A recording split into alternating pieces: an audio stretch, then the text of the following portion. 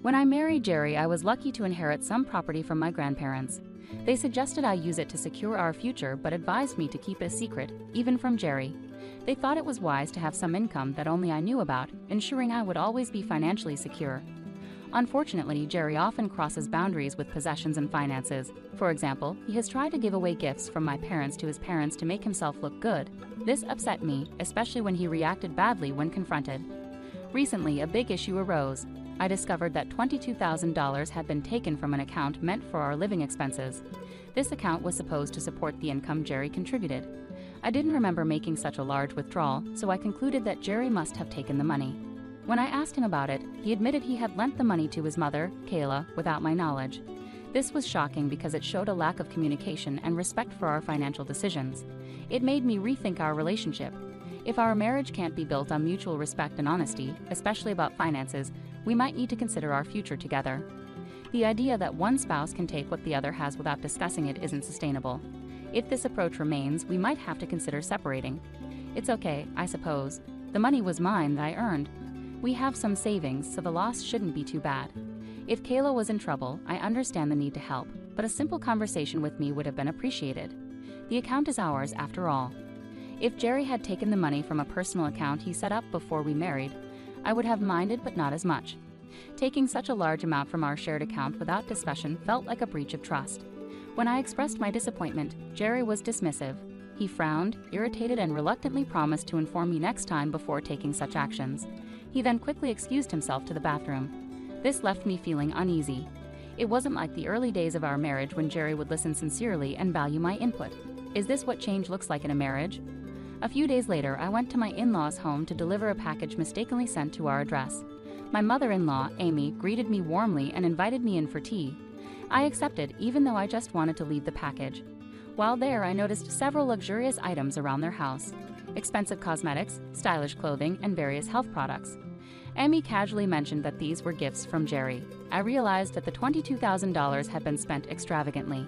The casual way this spending was treated made me question not only our financial partnership, but also the respect and communication in our marriage. When I found out that Jerry had lent the money to his mother because she was in need, I tried to understand. However, seeing that the funds were spent on luxury items didn't sit well with me. As I sat quietly sipping my tea, the atmosphere shifted noticeably. My in-laws' smiles faded, and they looked at me with a mix of fear and accusation.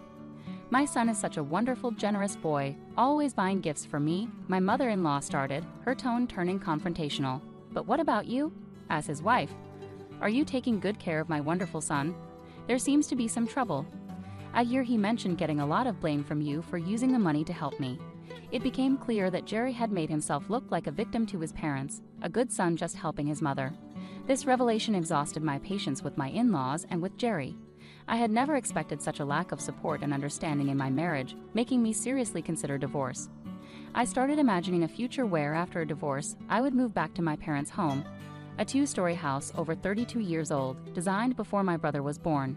It used to house our family of 5 comfortably, but now stood largely empty and was becoming impractical for my aging parents, who struggled with mobility.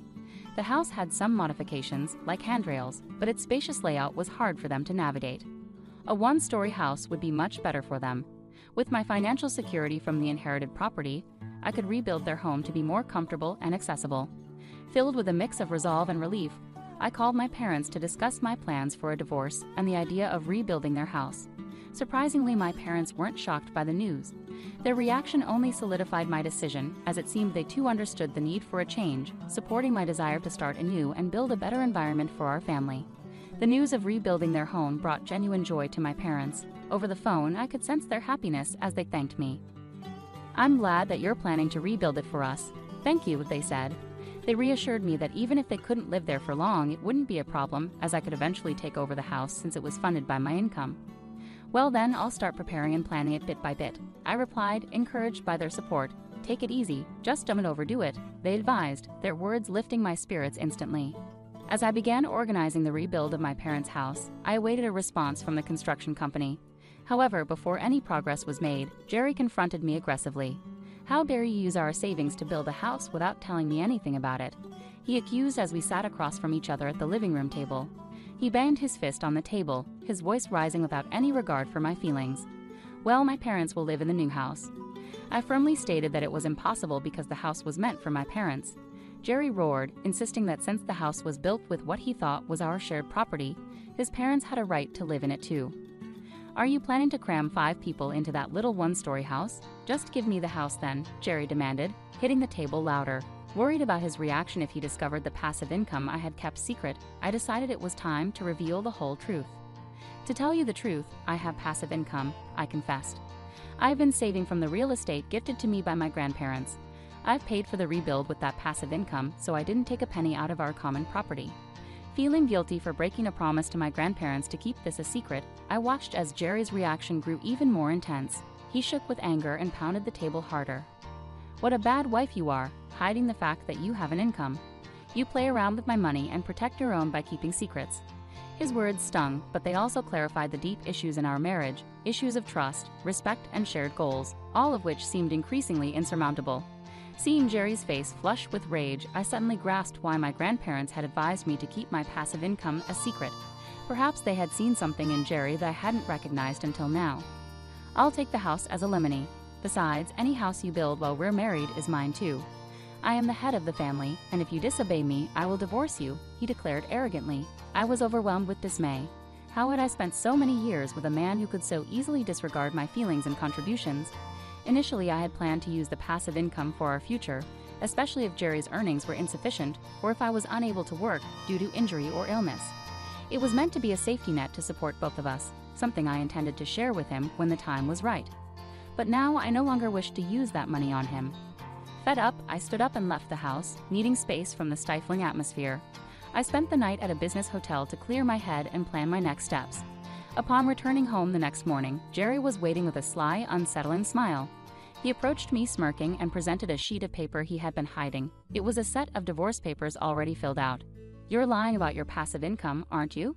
You lied about it to hide that you were taking money from our shared property, didn't you?" he accused. His accusations were baseless and repetitive. Even though I was telling the truth and actually had passive income, he refused to believe me. "It's the truth. I have passive income," I insisted, but he wouldn't listen. Jerry's inability to trust and respect me was the last straw, making it clear that this marriage couldn't provide the support or partnership I needed. The next steps of legally separating our lives seemed unavoidable. Jerry shoved the divorce papers into my hand with a smirk and said, "You'll let me know when we can move in, okay?" He then patted me on the shoulder, walked out the door humming, and mentioned he was going out for a drink. At that moment, I saw who Jerry really was. Throughout our marriage, he had hidden his contempt for me, never truly valuing my feelings or perspectives. This realization hurt, but also set me free. I didn't waste any time. I packed up my things, filled out the divorce papers, and left our home right away. I moved in with my parents for now and explained everything to them. We agreed that I would stay with them until my new house was ready.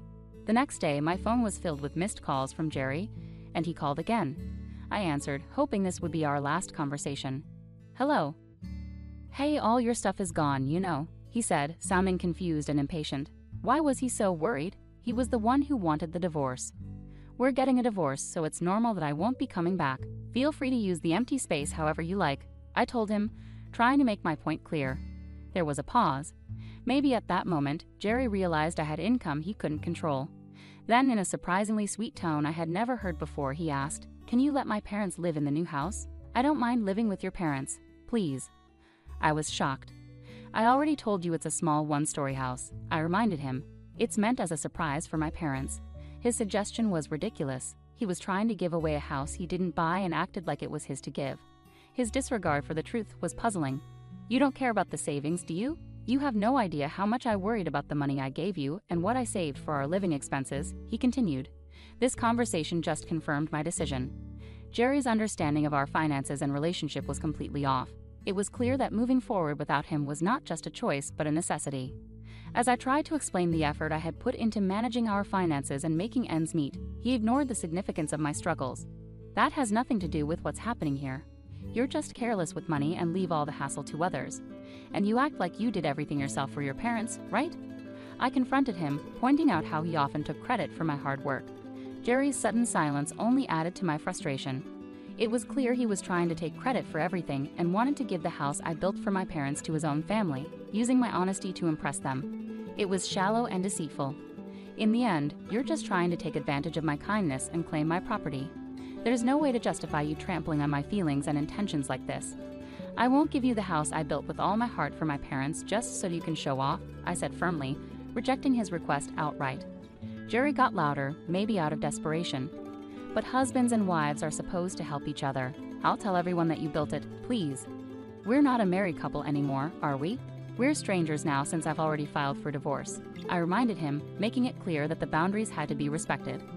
On the day Jerry gave me the divorce papers, I submitted them to the city office right away. He had been the one pushing for the divorce, but when it became real, he seemed shocked. Yeah, you already filed it. Why are you surprised when you're the one who wanted the divorce? Oh, I didn't think you'd actually leave me. Let's start over. Let's talk it out and try to be a good couple this time, he pleaded, as if he didn't grasp the seriousness of his actions. How could he say this now? This was the same man who had wasted our savings on his mother, threatened me with divorce, and mocked me until the end. There was no chance for reconciliation. No, thank you. Please give my regards to your parents, I said cheerfully before ending the call. The next day, my phone was bombarded with voicemails and messages from Jerry, still insisting that we get back together. His persistence was confusing and unwelcome, confirming my decision to move on without him. Jerry claimed we could start over and that he loved me, but I felt he was more interested in my property and money than in our relationship. To cut ties completely, I blocked all his contact information and that of his parents. Meanwhile, the new house was finished, and my parents and I moved in. We're now living comfortably in the home I built. Later, I met with a mutual friend who also knew Jerry and shared the news of our divorce. My friend offered sympathy and updated me on what had happened with Jerry and his family. It turned out that Jerry had suddenly quit his job, saying he no longer needed to work hard because he had real estate. However, his company was left in a difficult spot because they couldn't reach him. The next day, Jerry tried to take back his resignation, but his bosses, frustrated by his sudden disappearance and the trouble it caused, gave him a stern lecture. They demanded an explanation, but Jerry, unable to admit he had been relying on my income, lied about his situation. Eventually, the truth about our divorce came out, and his lies were exposed. His company refused to rehire him, realizing he had tried to manipulate the situation. Jerry, who had previously mocked my passive income, was now in a tough spot. He moved back in with his parents, who were understandably upset, and is now struggling to find a new job due to his questionable departure from his last job. It seems he's facing the consequences of his actions. Meanwhile, my life has taken a positive turn. I'm living with my parents in the house I built, working in a job I love, and enjoying life. The passive income I had saved for our future will now support those who have truly stood by me. This new chapter has brought me a sense of renewal and peace, confirming that moving on was the best decision for my well-being. I am Amelia, a 32-year-old office worker, entangled in the intricate web of familial relationships. My husband, Jack, and I live what seems like an ordinary life, yet beneath the surface, shadows lurk.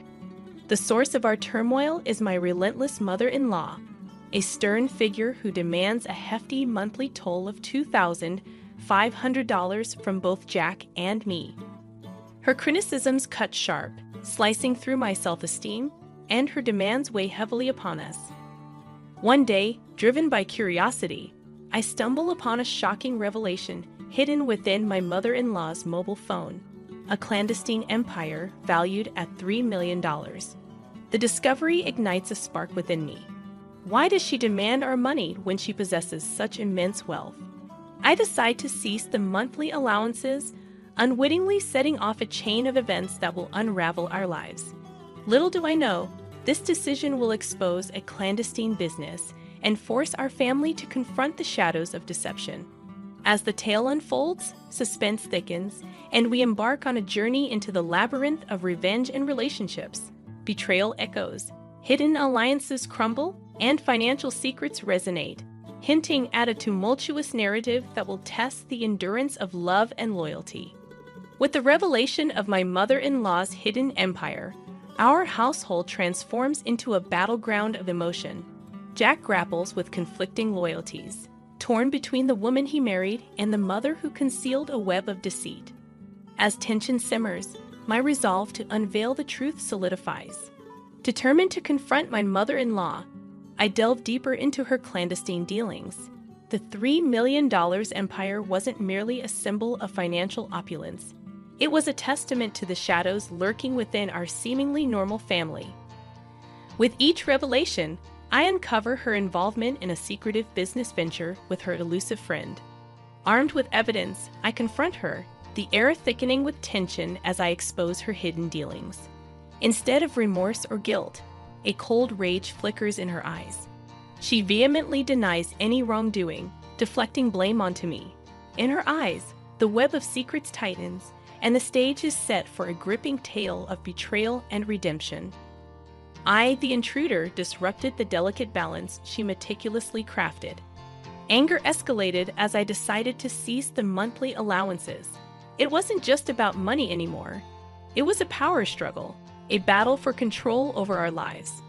In retaliation, she pressured Jack to divorce me, threatening to unravel the carefully constructed facade of our family.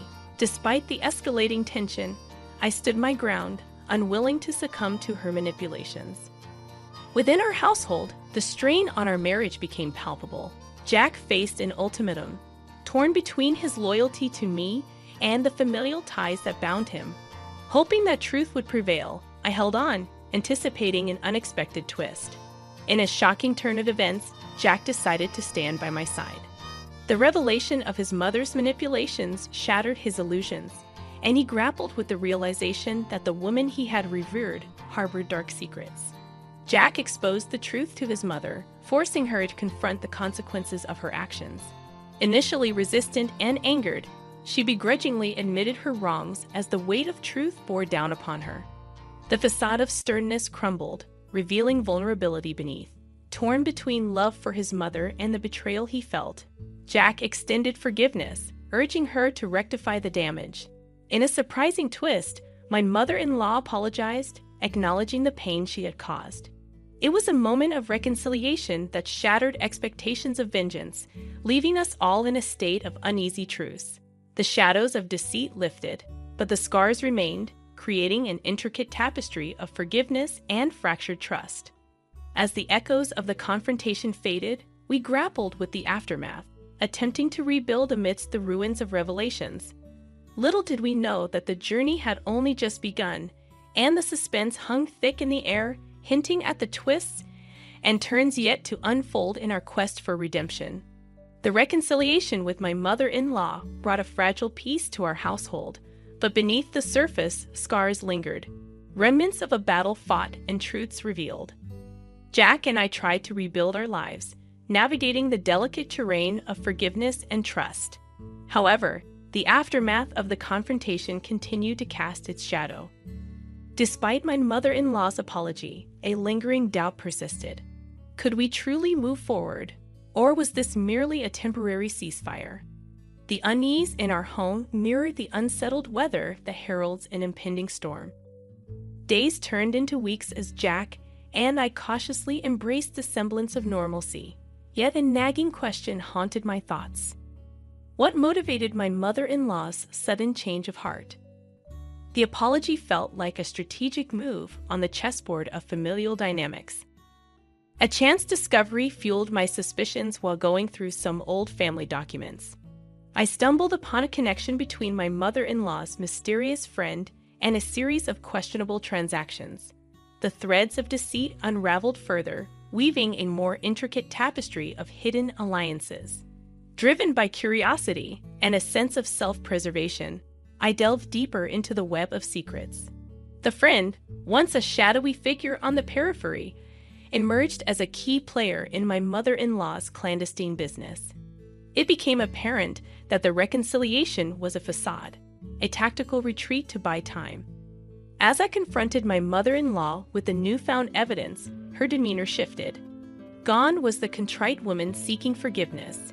In her place stood a defiant figure unwilling to yield. The apology had been a ruse, a means to deflect suspicion while she recalibrated her plans. A sense of betrayal gripped me as I realized the depth of her deception. The fragile trust we had tentatively rebuilt shattered once again in a chilling revelation. She admitted to orchestrating the entire charade, manipulating emotions to maintain control. The realization fueled a surge of determination within me. No longer content to be a pawn in her game, I sought to expose the truth to the world. With Jack by my side, we unraveled the intricate threads of her deceit, laying bare the intricacies of her hidden empire. The revelation sent shockwaves through our extended family and social circles. The once stern matriarch became a pariah, shunned by those who had blindly followed her lead. However, even in her downfall, she clung to stubborn pride, refusing to acknowledge defeat. As the dust settled, Jack and I faced a crossroads. The quest for justice had exposed the darkest corners of our family, leaving us with a choice: to sever ties completely or attempt to rebuild amidst the ruins. The suspense lingered, and the journey towards redemption took an unforeseen turn. The aftermath of my mother-in-law's calculated deception left our family fractured, caught in the crossfire of revelations and broken trust.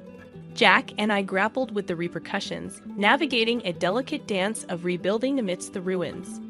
As the truth about my mother-in-law's hidden empire unfolded, our extended family recoiled in shock. The once respected matriarch became an outcast, abandoned by those who had blindly followed her lead. The social circles that had once revered her now whispered tales of deceit and betrayal. Yet in the midst of her downfall, when my mother-in-law clung to stubborn pride, she refused to acknowledge the gravity of her actions, maintaining a facade of indifference. The aftermath of her exposure brought a chilling realization.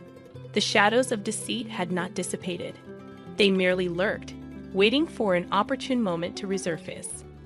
As Jack and I faced the choice of whether to sever ties completely or attempt to rebuild, the echoes of revenge and the pursuit of truth lingered. The wounds inflicted by my mother-in-law's deception ran deep, and the road to redemption seemed elusive amidst the turmoil. A newfound determination welled within me, fueling the journey forward. I longed for closure, not just for myself, but for the sake of our fractured family. The quest for justice became a relentless pursuit, urging us to unravel every thread of deceit woven into our lives. With each revelation, the complexity of my mother-in-law's hidden empire deepened. The mysterious friend, once a shadowy figure, emerged as a central player in the clandestine business. Layers of deception peeled away, exposing a network of alliances and a web of financial intricacies. Confrontations became battlegrounds of emotions as I sought to extract the truth from my mother-in-law's defiant facade. The apology, once a calculated move to deflect suspicion, hung in the air as a testament to the lengths she would go to maintain control. As tension within our family reached its peak, I found solace in Jack's unwavering support. Our bond, tested by revelations, strengthened amidst the chaos. Together, we faced the storm that had swept through our lives, determined to weather the aftermath. But the shadows of deceit were not easily dispelled. In the silent moments between confrontations and revelations, a lingering doubt persisted. What other secrets lurked beneath the surface, waiting to be unearthed? The suspense thickened, casting a veil of uncertainty over our attempts at reconciliation. The aftermath of my mother-in-law's exposed empire left palpable tension in our family, an unsettling undercurrent reverberating through our attempts at reconciliation. Jack and I, tethered by the shared ordeal, faced the daunting task of rebuilding amidst the debris of broken trust. My mother-in-law's once stern facade had crumbled, and the social circles that had once hailed her as a matriarch now distanced themselves, leaving her in the isolation of her own making. Amidst this fractured landscape, I continued my relentless pursuit of justice, unraveling the remaining threads of deception that led me to unexpected places. Each revelation further complicated the narrative, pulling us deeper into the labyrinth of deceit. Confrontations with my mother-in-law became battlegrounds of emotion as she clung to remnants of pride that shielded her from the gravity of her actions. The apology she had once offered, a calculated move, now seemed like a feeble attempt to salvage what little remained of her tarnished reputation. As the dust settled on the exposed empire, Jack and I grappled with our own wounds. The trust shattered by revelations became a fragile thread we attempted to mend. Our attempts at rebuilding were marred by persistent shadows of deceit, casting doubt on the sincerity of every gesture. The extended family, still reeling from the shock of betrayal, remained a fractured unit. The rifts ran deep, and the scars left by my mother-in-law's actions lingered like an indelible mark. In the silence between conversations, unspoken questions hung in the air, threatening to unravel the delicate balance we attempted to restore amidst the turmoil. A sense of uncertainty prevailed, overshadowing the pursuit of truth, while unveiling the layers of deception had opened wounds that refused to heal. Closure remained elusive, and the road to redemption seemed fraught with obstacles. Yet in the midst of the chaos, a glimmer of hope emerged. Jack and I, united by the shared journey, discovered a resilience that transcended the turmoil. The echoes of revenge and betrayal had not eclipsed the enduring bonds that held our family together, however fragile they may have become. As we navigated the aftermath, the suspense thickened, and the shadows of our past clung to us, a constant reminder that closure was a distant destination, and the journey continued veiled in uncertainty. What lay ahead remained unknown, and the pursuit of truth held the promise of either liberation or further entanglement in the intricate web of family secrets. The aftermath of the unveiled secrets hung heavy in the air, casting a pall over our family. Jack and I, united in our resilience, faced the daunting task of rebuilding amidst the lingering echoes of betrayal. The fractures ran deep, but beneath the surface, a fragile hope persevered as we attempted to mend the threads of trust. My mother-in-law remained a solitary figure, and the isolation that enveloped her was a consequence of her own choices, a stark realization of the repercussions of deceit. In her solitude, she confronted the shadows that had once been her allies.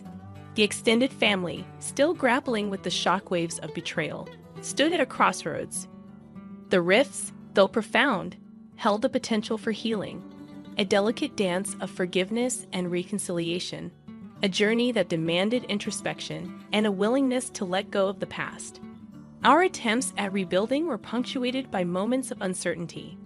The pursuit of truth, while liberating, had left scars that refused to fade, and closure remained elusive as ever, beckoning on the distant horizon, a destination we approached with cautious optimism. In the midst of the tumult, unexpected alliances emerged. The shared ordeal became a crucible that forged new connections, binding our family in a tapestry of resilience.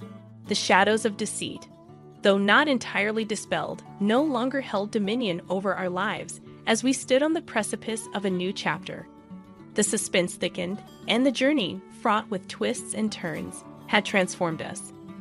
The pursuit of justice had unearthed hidden facets of our family, but it had also paved the way for redemption. The final confrontation with my mother-in-law became a moment of reckoning. Stripped of the pride that once shielded her, she faced the consequences of her actions. In a surprising twist, a glimmer of remorse flickered in her eyes. The acknowledgement of wrongdoing, however belated, marked a crucial step towards healing. In the quiet moments that followed, the extended family grappled with forgiveness. The choice to move forward, while challenging, held the promise of a renewed bond. The shadows of deceit, once menacing, now served as a reminder of the resilience that emerged from the chaos. As Jack and I reflected on the journey, we discovered newfound strength in our relationship. The shared adversity had deepened our connection, transforming the fractures into a mosaic of shared experiences. The pursuit of truth had not only exposed the darkness, but had also illuminated the path towards renewal. The story, marked by revenge, betrayal, and redemption, reached its conclusion. The echoes of the past lingered, but the family, scarred yet resilient, embraced the uncertainty of the future. Closure, though elusive, was no longer the sole destination. The journey, with its twists and turns, had become the essence of our story, a narrative of transformation and the enduring power of familial bonds. And so, we stepped into the unknown, our hearts tempered by the shadows of the past, but with a flicker of hope guiding us toward an uncertain yet promising horizon. I'm Mary, and I just turned 35 this year on a summer day filled with birdsong. Today, my mom, who is also my boss, called me into her office. "What do you need?" I asked. Without looking away from her desk, bothered by the heat, she told me she's giving the company to my sister, and that I'm fired starting today. The bright summer sun made it hard to process. I must have sounded surprised. Annoyed, my mom looked at me and said, "Didn't you hear? You're fired? We don't want negativity here. Leave by the end of the month." With that, she went back to her documents, signaling the conversation was over. In that office with only bird sounds, I was still processing when she scolded me. "Why are you still here? Get back to work now." I mechanically stepped back, said, "Excuse me," and left, closing the door. Our company is a modest 2-story building, a demolition business with around 10 employees.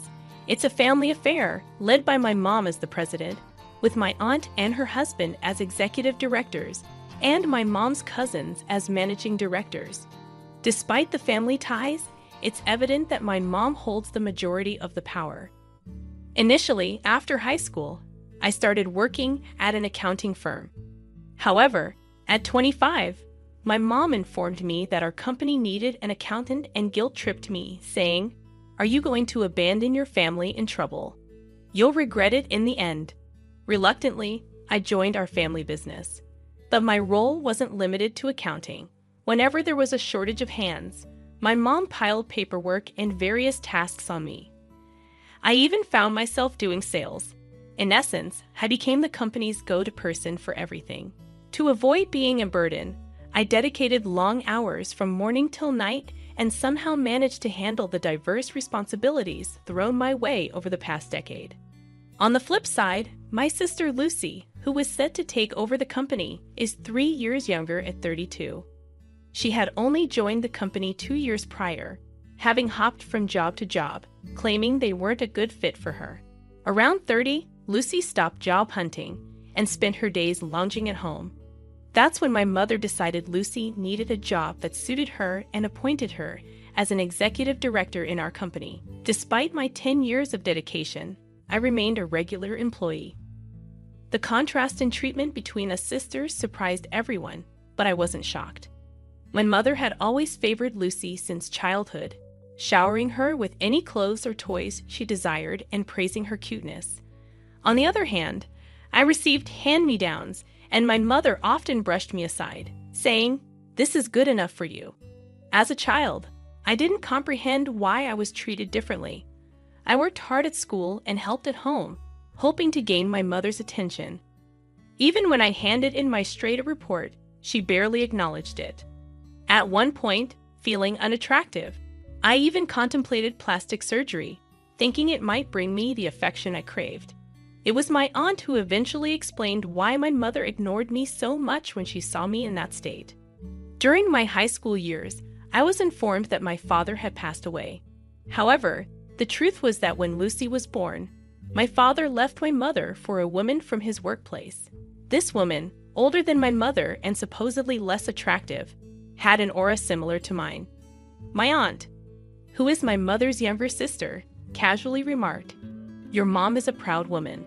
I think she couldn't stand losing her husband to someone older and supposedly less attractive than herself. There was a distinct air of satisfaction in her tone, as if she found joy in my mother's troubles. By the way, my aunt's appearance was rather ordinary, leaning more towards my side of the family. She could be a handful, but she excelled at her job, often using her charm to get ahead. She continued, "My mother took charge of the family business at 32 when my father left her. Leveraging her striking beauty, she attracted and retained numerous clients, significantly boosting the business. Part of the success was due to the era, with many buildings needing demolition after reaching their lifespan. Consequently, neither my aunt's family nor my cousins could really oppose my mother. Lately, the expenses for industrial waste disposal and transportation have risen, making it challenging to maintain a balance between demolition costs and actual expenses. Our company, along with the entire industry, was facing tough times, struggling even to cover monthly employee salaries. In the midst of these difficulties, my younger sister joined as an executive director. I wondered how we would manage her salary, but my mother straightforwardly said, "We'll reduce your salary to pay hers. We're family, it's only natural, right? Even with a salary cut, It won't be enough for an executive director's pay. I argued reasonably, but as usual, Mom insisted. It's your responsibility to figure it out. Just make it work. I tentatively suggested, shouldn't Lucy start as a regular employee? My mother gave me a stern look and rebuked. Who do you think you're talking to? This isn't something for someone like you to interfere with. We were all living under the same roof at the time. Lucy didn't contribute financially to the household, whereas I contributed $1,500 every month. Even when Lucy joined the company, she didn't contribute anything to the house. Since I was young, I had been helping with household chores for my busy mother, while Lucy acted as if doing nothing was the norm. Hey sis, is dinner ready yet? Lucy would ask about dinner when I was working overtime. When I suggested she make something for herself, Lucy said, "What? I don't know what to make. The kitchen is your territory, right? I don't want to get scolded for using it without permission." You scolded me for that before. She never attempted to cook. Using that past incident as an excuse, Lucy neglected cleaning up after herself and never put things back where they belonged. She held a grudge for the scolding and used it as an excuse to avoid doing anything. I often had to reluctantly come home to prepare dinner and then head back to the office to continue working. My mother usually didn't cook dinner either. Despite my efforts to prepare meals, my sister Lucy often opted to eat out, choosing whatever she fancied. Lately, my mother's frequent business meals with Lucy meant I had less need to cook dinner. However, the surge in entertainment expenses became a new concern. At 63, my mother began complaining more about aches, pains, and the consequences of heavy drinking. During this period, I was summoned to the CEO's office and informed, "I'm handing the company over to Lucy. You, who are not as attractive, are fired." While I could understand the decision based on my mother's past actions, it was hard to accept being let go because of my appearance. Even if my salary was redirected to Lucy, I failed to see the merit in it. When I consulted my aunt, she already knew about Lucy becoming the CEO, but my termination was news to her. After some contemplation, my aunt mentioned, "I don't quite understand, but it seems Lucy has been saying behind the scenes that she doesn't like it when she tells everyone she'll handle something, and they say it's okay because they'll ask Mary for help. Maybe that's part of the reason." No, everyone stopped asking Lucy because she does sloppy work, right? Lucy was indeed incompetent, missing deadlines, making phone mistakes, and having numerous typos. Despite some work experience, she seemed oblivious to her lack of ability, perhaps because her beauty had always led men to cover for her, preventing her from reflecting on her actions. My aunt, acknowledging the situation, commented, "Well, that's true, but I think she considers you a nuisance." She expressed regret, saying, "I never thought they would let you go. The company won't be able to function without you." Though troubled, she refrained from confronting my mother, knowing she couldn't win. I felt a deep disgust being related to such an unreliable aunt. "So I'm basically disliked by both my mother and my sister, huh?" I said in a somber tone. My aunt, unsure how to respond, suggested, "Well, your sister is terrible. But don't you think you'd be better off working somewhere else with all your skills? It's a waste to stay here." I decided to quit. In her eyes, a faintly kind light of kinship shone. Standing in the car under the red glow of the summer twilight, staring at the distant mirage, I felt a sense of release. Maybe it's okay now. I turned to my aunt and said with a broad smile, "You're right." It was the first time I had smiled so genuinely since joining the company. My aunt, a bit puzzled by my smile, returned a somewhat sorrowful smile. As I busily created handover documents and organized files, the end of the month, my resignation date, arrived swiftly. When I entered the CEO's office on time, the once audible sound of birds was absent, and my mother and sister were engrossed in lively conversation. "That sales guy definitely has a thing for you." "You, that bald guy, no way." They laughed heartily, oblivious to my presence. When I cleared my throat, they finally turned around. My sister, with a curious look, said, "What's up? If it's about dinner tonight, we don't need it. I'm resigning today. Thank you for everything. Oh, is it today? I forgot. She laughed again, feeling refreshed, knowing I wouldn't have to see their faces anymore. I announced, I'm also moving out of the house, so please take care of yourselves. My mother mechanically responded, okay, good work, with an emotionless face. Closing the door, I heard my sister's voice saying, now we won't have to see that annoying face anymore. In my heart, I whispered, just you watch, and left the company I'd been part of for so long. A week later, after completing paperwork for a specific school, I checked my phone and noticed 14 missed calls from my mother within just 2 hours. Sensing an unsettling vibe, I decided not to return the call and switched my phone to silent. After finishing my other tasks, I headed home. The missed calls from my mother continued to accumulate, and by the next morning, the count had reached 80, with the last call made after 2 a.m. I had no intention of calling her back. She had become a stranger to me, and I had no desire to hear her voice. There were even fleeting thoughts that hearing her voice might lead me to comply with her words, considering I had been under her control for 35 years. Determined to break free from her influence, I resisted answering her calls. Although I could have blocked her number, I decided to let the calls go through, thinking they might serve as evidence of her actions in case something happened.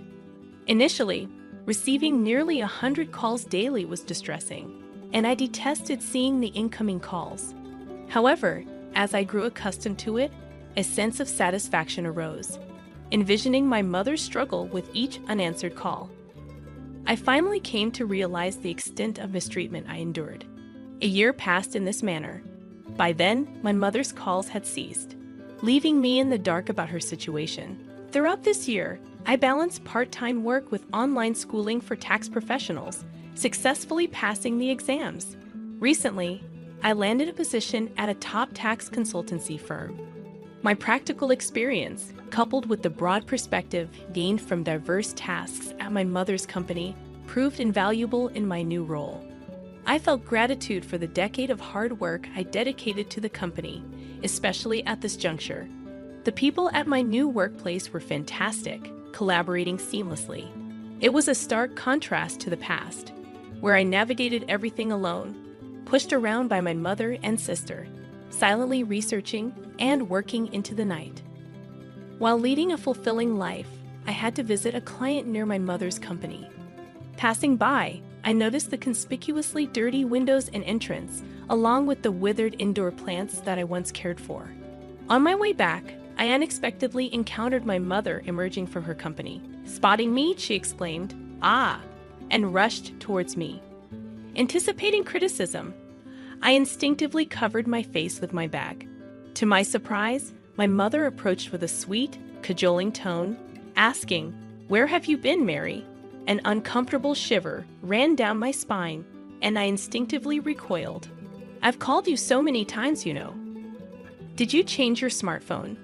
It seemed she hadn't even considered the possibility that my avoidance might stem from disdain. Given all she had done to me, I couldn't fathom her thought process. Ignoring my perplexed expression, she continued, "Oh, but it's a good thing I saw you. Look at the state of this company. It's dreadful, isn't it? You can start working from tomorrow. I'm not angry, you know." "Huh. So I forgive you for leaving a year ago. Please start coming to work from tomorrow."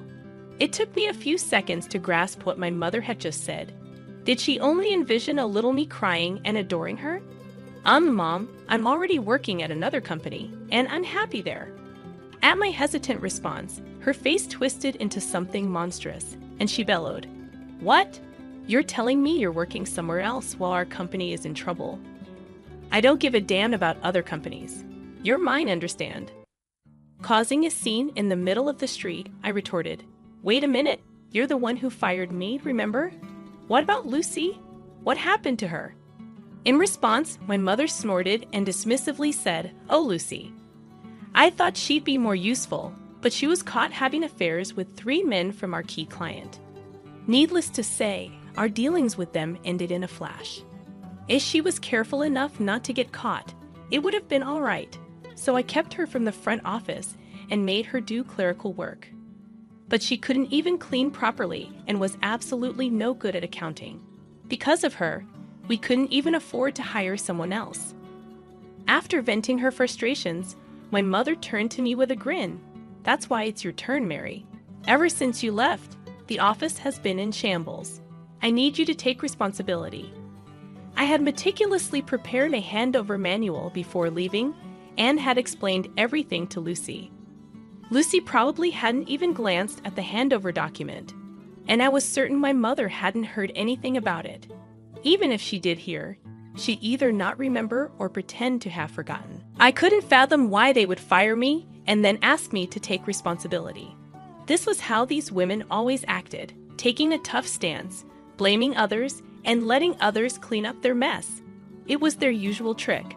I bit my lower lip, thought of the kind faces of the people I was currently working with, and vowed to myself that this was the real world I had been living in. A chaotic world until now, but I wouldn't succumb to this pressure anymore. I couldn't fathom why they would fire me and then ask me to take responsibility. This was how these women always acted, taking a tough stance, blaming others, and letting others clean up their mess. It was their usual trick. I bit my lower lip, thought of the kind faces of the people I was currently working with, and vowed to myself that this was the real world I had been living in. A chaotic world until now, but I wouldn't succumb to this pressure anymore. You, the boss, were the one who fired me, right? My mother appeared slightly taken aback by the change in my tone. And you fired me because I'm not attractive. Isn't that the reason? A crowd had gathered around us, drawn in by our argument. Aware of the eyes on her, my mother stammered. Did I say something like that? Are you sure you didn't misunderstand? No, I heard it crystal clear. You're handing over the company to my beautiful sister and dismissing me because I'm not as visually pleasing. I questioned her decision, explaining how I had dedicated a decade of hard work to the company, while my sister, who barely contributed, was handed the reins after just 2 years. The crowd began to murmur, expressing disbelief and sympathy. Can that really happen? That's terrible. Are they even related by blood? Some started recording the scene, but I was too angry to care. As my mother sweated and paled under the collective disapproval, panic set in. Mary, you're misunderstanding. Let's go inside for now. Misunderstanding. What exactly am I misunderstanding? If you didn't say such things, you should be able to deny it clearly. When my mother fell silent, onlookers started saying, she's silent, so it must be true. Unbelievable. Something snapped in my mother, and she started shouting, shut up. It's all your fault for being unattractive and gloomy. Ugly people should know their place and obediently do what beautiful people say. That's all you're good for. The surrounding people were shocked by her outrageous behavior, quickly uploading videos. The unattractive woman obeys the beautiful woman. The video went viral, reaching my mother's clients, leading to a halt in all transactions. Over the year after my departure, they engaged in fraudulent activities, resulting in bankruptcy when the video surfaced. My mother and sister, now without income, sought refuge at my apartment. However, I refused to open the door. Eventually, they settled in a 45-year-old apartment, living in fear of creditors. My sister's attempts to coast through part-time jobs with flirtation were met with disapproval, leading her to frequently change jobs. As for my mother, the internet video had spread, causing her to be shunned by part-time colleagues. She silently worked alone. In contrast, I found a boyfriend at my new workplace. He may not be conventionally handsome, but he appreciates my dedication and sincerity. We are planning to get married soon, and I am grateful for the diligence that has shaped my days.